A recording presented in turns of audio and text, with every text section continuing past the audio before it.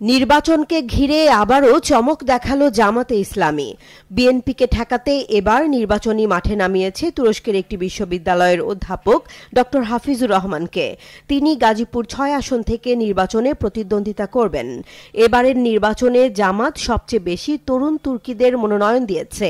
মনোনয়ন পাওয়ার প্রতিক্রিয়ায় ড হাফিজুর রহমান বলেন, আমাকে যখন জামাত আমির ডাক্তার শফিকুর রহমান ফোনে জানালেন আপনাকে গাজীপুর ৬ থেকে নির্বাচন করতে হবে, তখন আমি আমার দায়িত্ববোধ থেকেই বিলাসবহুল চাকরি ছেড়ে দেশে ফিরে আসি। তবে এমন প্রেক্ষাপটে প্রশ্ন উঠেছে, আগামী নির্বাচনকে ঘিরে যখন দেশের প্রধান রাজনৈতিক দলগুলো নিজেদের ঘর গোছাতে এবং প্রার্থী বাছাইয়ে হিমশিম খাচ্ছে, ঠিক তখনই এক অবিশ্বাস্য চাল দিয়ে আলোচনার কেন্দ্রবিন্দুতে এসেছে জামাতে ইসলামী।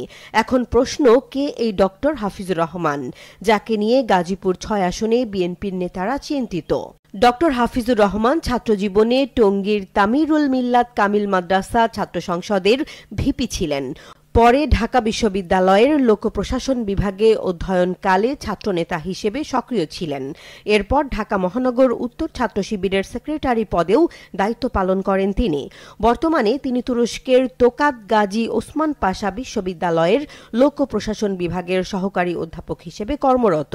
পাশাপাশি তুরস্কে জামাতের সভাপতি এবং বাংলাদেশ ফোরাম অব তুর্কির কেন্দ্রীয় সভাপতির দায়িত্ব পালন করছেন। একাডেমিকভাবে ড হাফিজুর রহমান গাজীপুরের গর্ব। ঢাকা বিশ্ববিদ্যালয় থেকে অনার্স ও মাস্টার্স সম্পন্ন করে তুরস্ক সরকারের স্কলারশিপে আঙ্কারার গাজী বিশ্ববিদ্যালয় থেকে পিএইচডি ডিগ্রি অর্জন করেন। এছাড়া লেখালেখিতেও তিনি সমানভাবে সক্রিয়।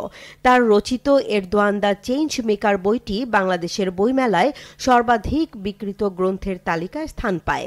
এছাড়া আমার দেখা তুরস্ক এবং ইসলামী রাজনীতি তত্ত্বে রাষ্ট্রধারণা বই দুটি পাঠক মহলে ব্যাপক জনপ্রিয়তা অর্জন করেছে।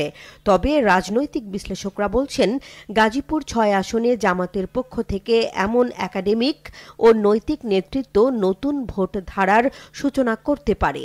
আর জামাত নেতারা বলছেন, জামাত তরুণ, সৎ ও শিক্ষিত নেতৃত্বের মাধ্যমে নতুন প্রজন্মের সামনে ইতিবাচক রাজনৈতিক দৃষ্টান্ত স্থাপন করতে চায়। আর ড হাফিজুর রহমান সেই ধারারই প্রতীক। ড হাফিজুর রহমানকে মনোনয়ন দিয়ে জামাতের এই কৌশলকে আপনি কিভাবে দেখছেন? জানাতে পারেন কমেন্টে।